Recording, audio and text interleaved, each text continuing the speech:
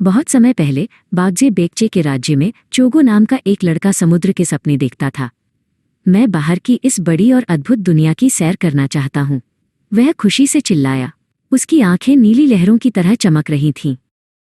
चोगो ने एक सुनहरा जहाज डिजाइन करने के लिए एक चतुर वास्तुकार नारू से मुलाकात की। नारू, चलो दुनिया की सबसे मजबूत और सबसे सुंदर नाव बनाते हैं, चोगो ने उत्साह से कहा। साथ मिलकर उन्होंने एक बड़े कागज पर भव्य योजनाएं बनाईं। आखिरकार जहाज तैयार हो गया। ये बागजे के बेहतरीन खजानों से भरा हुआ था।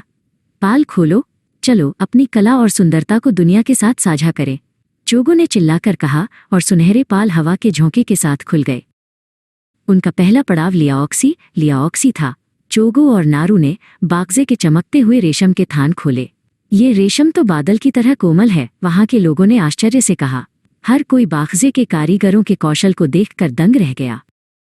सोमा नाम का एक व्यापारी जहाज पर अनोखे मसाले लेकर आया। मैं तुम्हें इन खुशबूदार मसालों के बदले तुम्हारे सुनहरे झुमके दूंगा, सोमा ने कहा। चोगो मुस्कुराया और उसने मसालों के बदले सोने के सुंदर आभूषणों का व्यापार किया। इसके बाद वे शानडोंग की धरती पर पहुंचे। चोगो ने विद्वान लिन को बढ़िया कागज और ब्रश भेंट किए। चोगो ने समझाया, यह चिकना कागज बागजे की बुद्धिमत्ता और ज्ञान को समेटे हुए है। लिन इस उपहार को पाकर बहुत भावुक हुए। अचानक समुद्र में एक भयानक तूफान आया। मजबूती से पकड़ो, हम इस मुश्किल से जरूर बाहर निकलेंगे, चोगो बहादुरी से चिल्लाया। चारों ओर गरजती हवा के बीच उसने लकड़ी के पहिए को अपनी पूरी ताकत से थाम लिया। तूफान के थमने के बाद वे क्यूशू पहुंचे। चोगो ने वहां के नेता ताके टेक को प्रसिद्ध चिलजीदो तलवार भेंट की।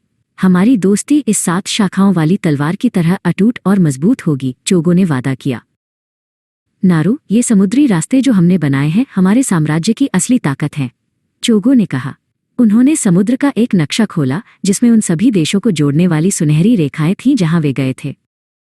राजकुमार चोगो बड़े होकर एक महान और शक्तिशाली राजा बने।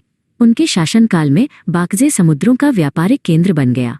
उस छोटे लड़के के बड़े सपने ने एक भव्य सुनहरे साम्राज्य का निर्माण किया जिसे इतिहास में हमेशा याद रखा जाएगा।